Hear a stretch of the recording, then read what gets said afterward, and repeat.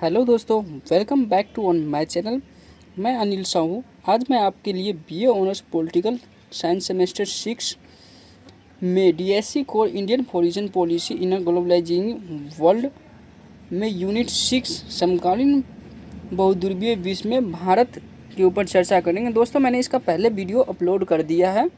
आप इस वीडियो को देखने से पहले उस वीडियो को ज़रूर देखना, क्योंकि उसमें समकालीन बहुध्रुवीय विश्व के बारे में बताया गया है, इसका प्रस्तावना लिखा गया है। और दूसरा, उसमें यूरोपीय यूनियन जो संगठन हमारा, जो ये पहला टॉपिक है, इसके ऊपर चर्चा किया गया है।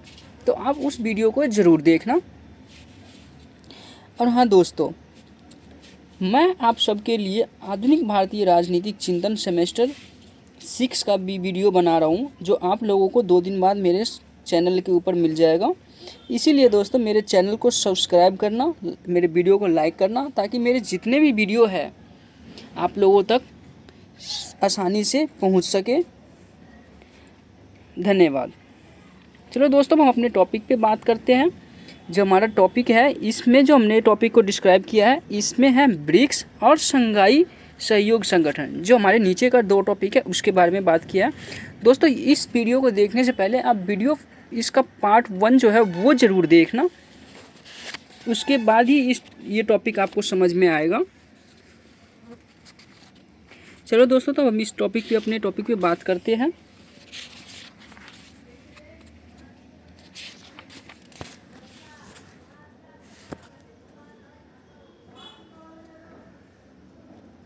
दोस्तों, पहला टॉपिक हमारा ब्रिक्स के ऊपर बात करते हैं। दोस्तों, ब्रिक्स का गठन 21वीं सदी में भारत और अन्य विकासशील देशों के बीच आपसी सहयोग बढ़ाने के लिए किया गया था। ब्राज़ील, रूस, भारत और चीन मुख्य देश थे। ब्रिक्स शब्द पहली बार 2001 में गोल्डन मैन ने, जो मुख्य अर्थशास्त्री द्वारा अगली आधी सदी में वैश्विक आर्थिक रुझानों की भविष्यवाणी करने के लिए एक अभ्यास के संदर्भ में गढ़ा गया था। एक मंच के रूप में ब्रिक को सितंबर 2006 में न्यूयॉर्क में संयुक्त राष्ट्र महासभा के हाशिए 4 देशों के विदेश मंत्रियों की बैठक के साथ औपचारिक रूप दिया गया।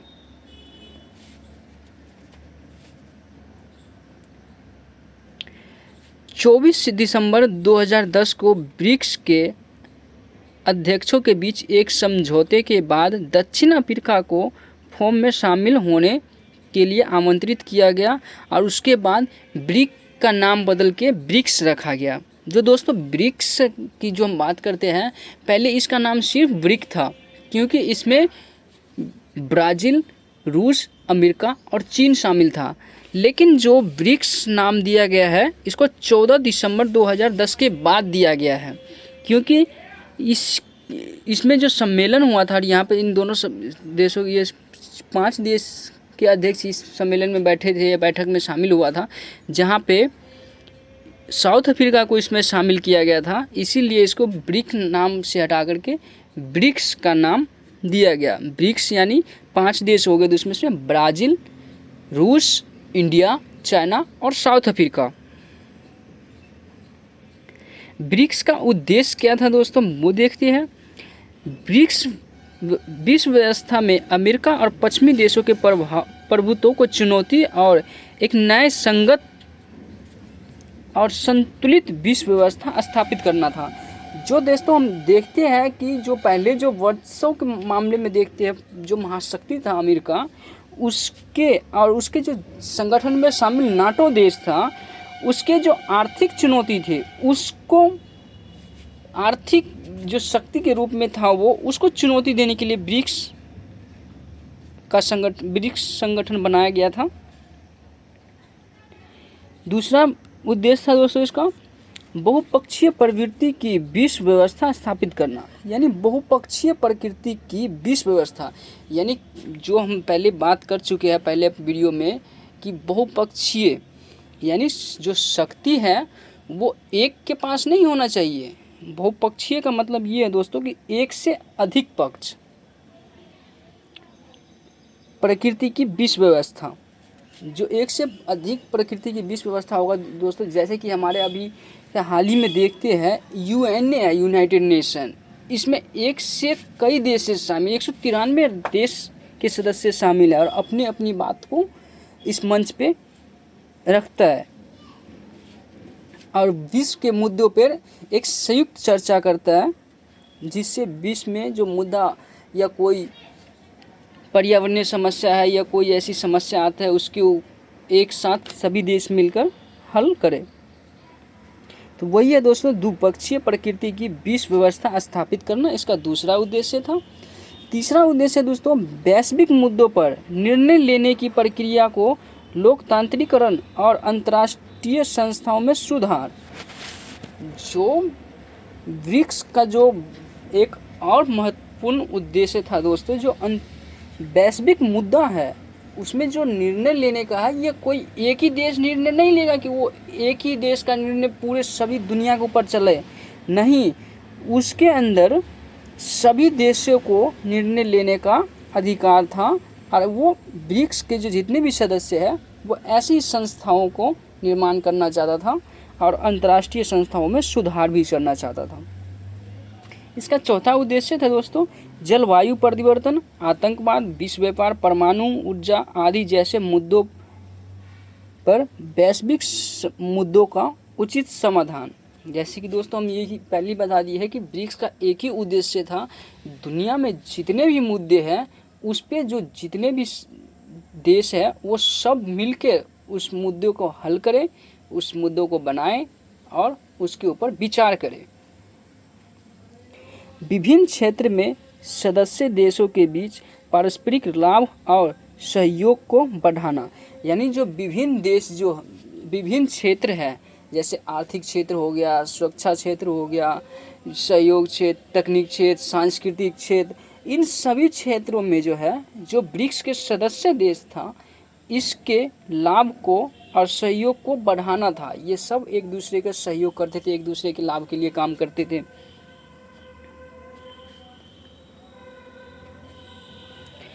ब्रिक्स की सबसे ठोस उपलब्धि संस्थागत तंत्र की स्थापना है। जो ब्रिक्स की जो सबसे ठोस उपलब्धि था दोस्तों, संस्थागत का स्थापना करना, कोई भी संस्था का स्थापना करना। ब्रिक्स नेताओं का शिखर सम्मेलन माना जाता है कि ब्रिक्स नेताओं का शिखर सम्मेलन 2015 में NBD यानी न्यू डेवलपमेंट बैंक और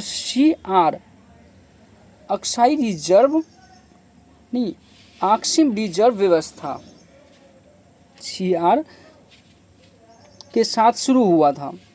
वित्तीय मंत्रियों को कई बैठक के बाद नेताओं ने NDB न्यू डेवलपमेंट बैंक की स्थापना के लिए समझौते पर हस्ताक्षर किए और साथ ही छठे ब्रिक्स नेताओं के शिखर सम्मेलन के दौरान $100 मिलियन की आक्सिम रिजर्व व्यवस्था यानी CRA पर हस्ताक्षर किए गए।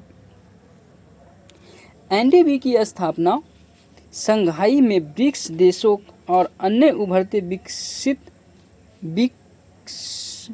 विकासशील देशों में बुनियादी ढांचे और सतत विकास परियोजनाओं के लिए धन जुटाने के लक्ष्य के उद्देश्य की गई थी। न्यू डेवलपमेंट बैंक ने 2016 तक कुल 1.5 बिलियन US$ की 7 परियोजनाओं को मंजूरी दी और निवेश किया। 7 परियोजनाओं में से 6 नवीकरणीय ऊर्जा से संबंधित था, यानी परमाणु ऊर्जा वाले जो परियोजना थे उससे संबंधित थे।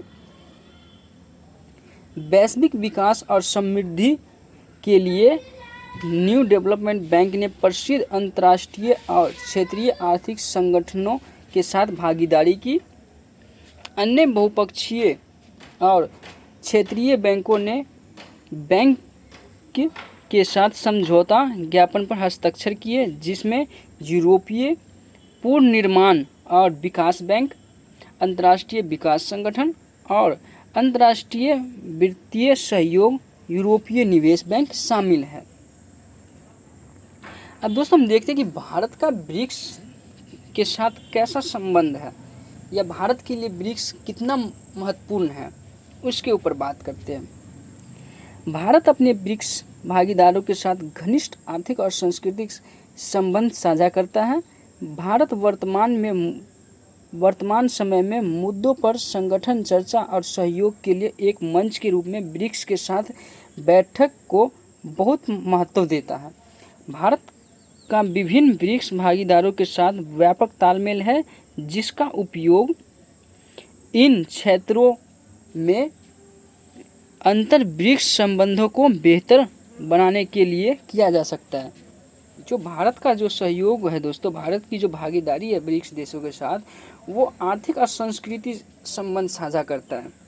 भारत जो है वर्तमान में जो संगठन है, भारत जो वर्तमान में जितने भी मुद्दे हैं उस पे संगठन, चर्चा और सहयोग के लिए एक मंच के रूप में ब्रिक्स को महत्व देता है। यानी कोई भी चर्चा हो, भारत हमेशा ये चाहता है कि कोई भी किसी भी मुद्दे पे चर्चा हो, वो कई देशों के बीच बैठकर एक बैठक या आयोजन पर चर्चा करना चाहिए, ताकि उसमें सभी देश भाग ले सके और उस मुद्दे पे अपना राय दे। ब्रिक्स के जो देशों के साथ जो भारत का जो संबंध है दोस्तों, उसको हम दो क्षेत्रों में देख सकते हैं, राजनीति और सुरक्षा में, आर्थिक और वित्तीय सहयोग में। तो राजनीति और सुरक्षा सहयोग देखते हैं दोस्तों, पहले कैसा है। वैश्विक और क्षेत्रीय सुरक्षा के मुद्दे पर सहयोग और संवाद बढ़ाने के लिए, शांति, सुरक्षा, समृद्धि के लिए वैश्विक राजनीतिक तंत्र में विकास पर बल देते हैं। इस स्तंभ के तहत हमारी प्राथमिकता है बहुपक्षीय प्रणाली में सुधार और आतंकवाद विरोधी सहयोग। जो राजनीतिक और सुरक्षा है दोस्तों, वो देखो, वैश्विक और क्षेत्रीय सुरक्षा के मुद्दों पर सहयोग और संवाद बढ़ाने के लिए, शांति, सुरक्षा और समृद्धि के लिए वैश्विक राजनीति के विकास पर बल देती है। हमारी जो ये ब्रिक्स है, ये किसके ऊपर बल देती है? सुरक्षा, समृद्धि और राजनीतिक क्षेत्र में विकास के ऊपर।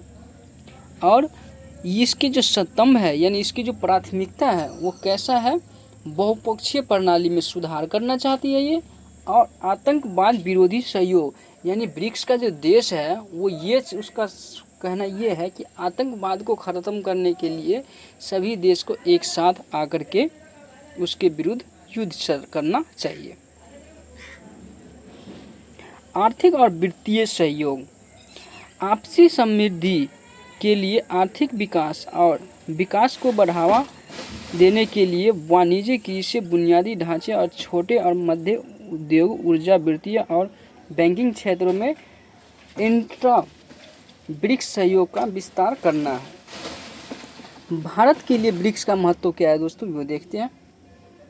भारत के लिए ब्रिक्स का महत्व निम्नलिखित क्षेत्रों में देखा जा सकता है: भू राजनीति, वैश्विक आर्थिक व्यवस्था, विकासशील राष्ट्रों की आवाज़, आतंकवाद, ग्लोबल गुप्टिंग। भारत हमेशा इन चीज़ों पर बल देता है।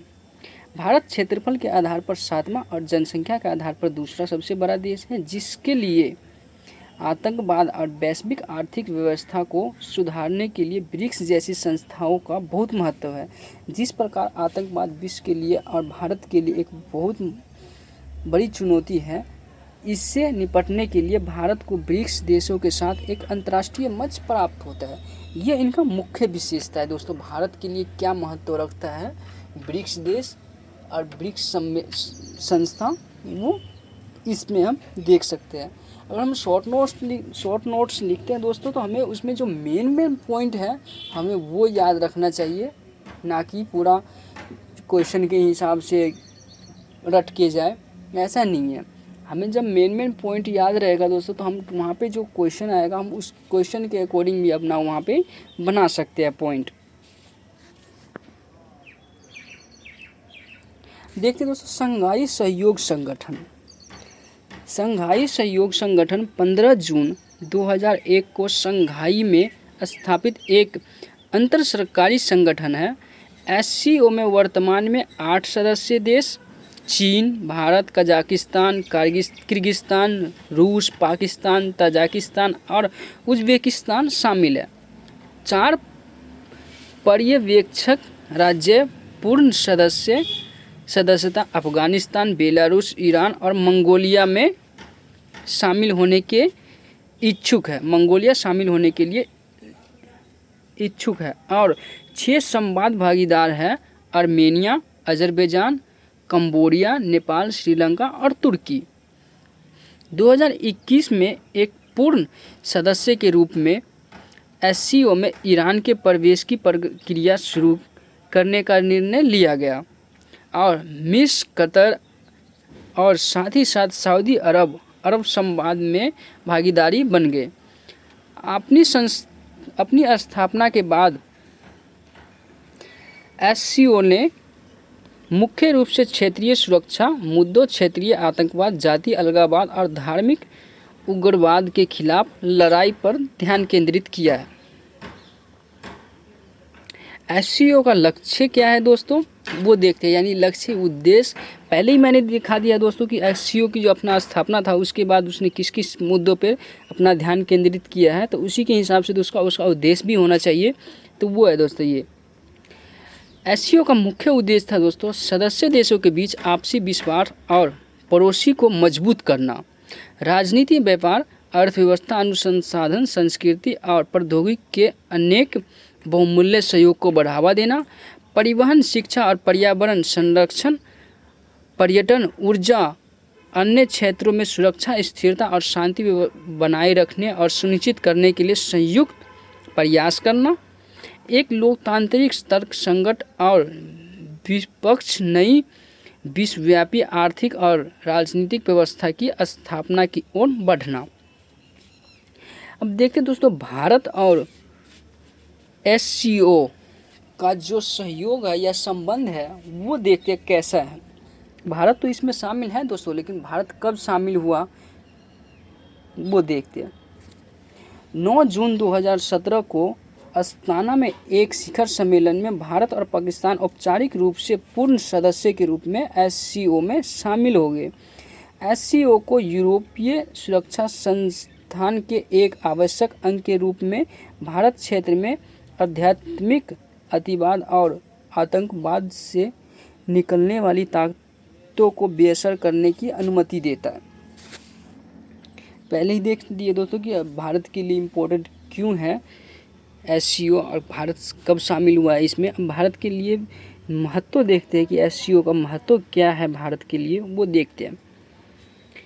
वर्तमान में भारत की बढ़ती अर्थव्यवस्था और इसके वैज्ञानिक और तकनीक विकास को इस क्षेत्र के लिए मददगार माना जाता है।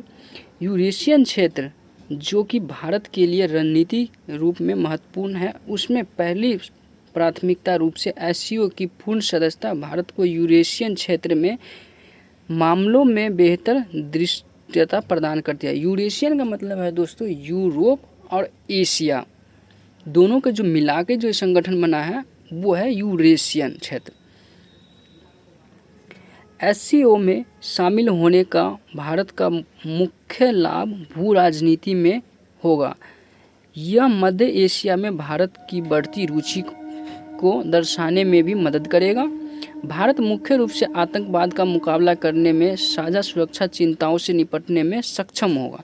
तो ये जो एससीओ का महत्व है भारत के लिए कितना है वो ये है दोस्तों, इन मुद्दों पे भारत के लिए ये बहुत महत्वपूर्ण साबित होता है।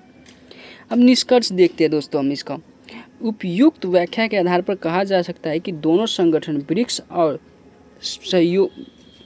शंघाई सहयोग संगठन भारत के बहुत महत्वपूर्ण है, भारत के लिए बहुत महत्वपूर्ण है, क्योंकि भारत एक विकासशील देश है और भारत को अपने आर्थिक स्थिति को सुधारने में इन संगठनों का बहुत योगदान रहा है। ये दोनों संगठन अपने सदस्य देशों के साथ राजनीतिक, व्यापार, अर्थव्यवस्था, अनुसंधान, संस्कृति, प्रौद्योगिक सहयोग और को बढ़ावा देता है। साथ ही साथ अपने मित्रों में अपने क्षेत्रों में सुरक्षा, स्थिरता और शांति बनाए रखने और सुनिश्चित करने के लिए संयुक्त प्रयास करता है। तो ये इसका निष्कर्ष हो जाएगा दोस्तों। निष्कर्ष हालांकि आप अपने हिसाब से भी बना ले सकते हैं।